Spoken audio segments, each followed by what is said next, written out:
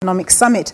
The 4-day summit comes as South Africa battles with rising youth unemployment. Government has partnered with the private sector to create internship opportunities for the youth in a number of initiatives. According to Statistics South Africa, the unemployment rate sits at a worrying 26.7%. This represents a crisis for the nation, while the unemployment rate for young people between the ages 15 and 34 sits at 38.2%. This excludes the number of discouraged job seekers.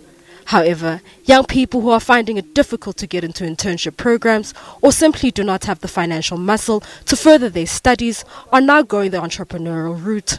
Entrepreneurship is not for everyone, as people say, but I refuse. I say it's for everyone because I believe everybody is born an entrepreneur. Other people say, no, entrepreneurs are born. No, I was never born an entrepreneur. I've done well in selling music. I'm selling energy drinks now.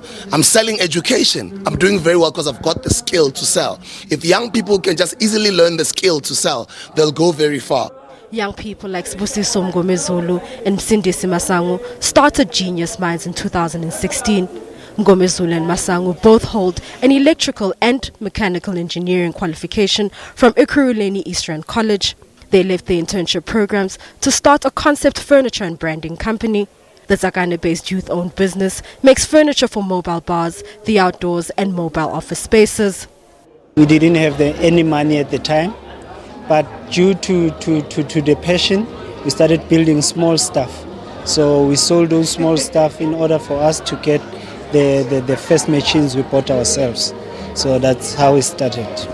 The Deputy Minister of Tourism, Elizabeth Tabete, is encouraging young entrepreneurs to export their products beyond our borders. Tabete says this will help reduce the stubborn unemployment rate. It's a variety of good initiatives I've seen that young people are doing. And we are saying those who are already in business, let them get here and get to know who then to either partner with and what opportunities exist for them even to export those products. Because if they then export products, people will want more and they will get more people to be employed. Youth entrepreneurs are encouraged to join mentorship programs in order to grow their businesses. Mbalenhle Mthethwa, SABC News, Johannesburg. Well, for more, we're joined by our reporter Mbalenhle Mthethwa, who's attending the summit. Mbalenhle, just tell us what's happening there. It sounds like a very innovative, good summit that's happening right now. Well, Ms. Norms, it definitely is. It's amazing the work that young people are actually doing. Behind me is an exhibition center where young people are showcasing their businesses. There are young people who are actually selling some products. Some of them have even gone as far as creating their own perfumes. It smells amazing. And as you saw in the story, some of them are creating their own furniture.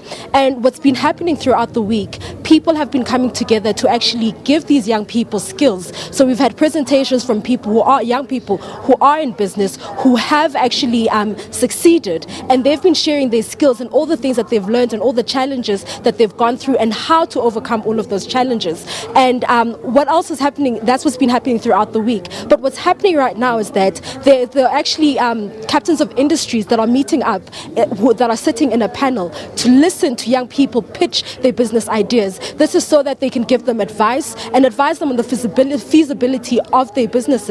And right now I am joined by a young person who's also started a business of his own. He started a newspaper. It comes out twice a month, and it's in the KwaZulu region, which is also in the East Rand. This is basically an acronym for KwaThema, Duduza and Tsakane, and that's where the newspaper is circulated. But you know, for more, I can't really tell you much about this newspaper, but the person who can tell us more and very well is none other than Esau Dlamini himself. Thank you so much for joining us. Please tell us more about this newspaper. Good day, ma'am. How are you? I'm very well, thank you. I'm very well, thanks. Well, basically, Community Witness is a free publication.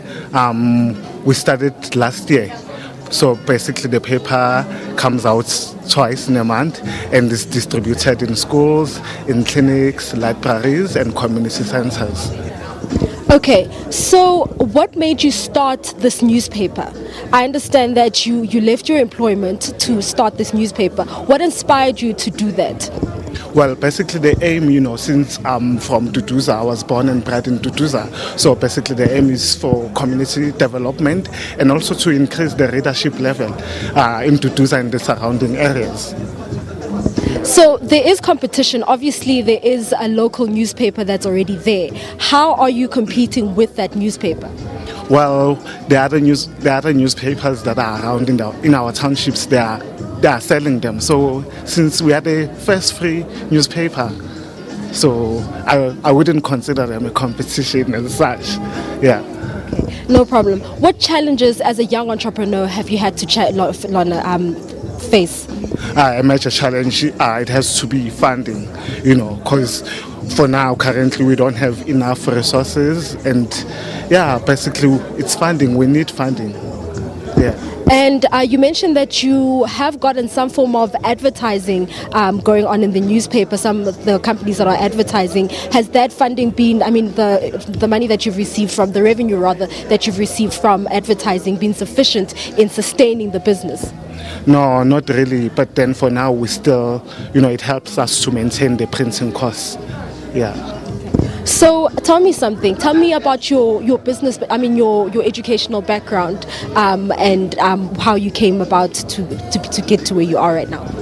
I studied journalism at Tshwane University of Technology, and I've worked for a number of newspapers and radio stations as well, including the New Age newspaper, Daily Sun, and 702. And I've always wanted to start, my own newspaper, because especially the industry that we're in, it's very cutthroat and competitive. They're always looking for fresh talent and, new blood. So I've always wanted to start this and, create employment for other journalists as well. And you were one of the people who presented today to the panel that's sitting there. Absolutely. And what advice have they given you? Basically, the advice that they've given me is to do research before you even, come to the pitch. You should, be well prepared. Yeah. And do you feel that the information that has been given to you will be enough and sufficient for you to actually continue and grow this business to become one of the most successful business in the East Rand, maybe, or even nationally? Absolutely. Yeah. Okay, thank you so much, David, for joining us. Esau, thank you. There you have it, Ms. Noms. That is Esau Dlamini, who is also an entrepreneur. I'll be giving you more throughout the course, not really the course of the day, but for most of the afternoon. But for now, it's back to you in studio.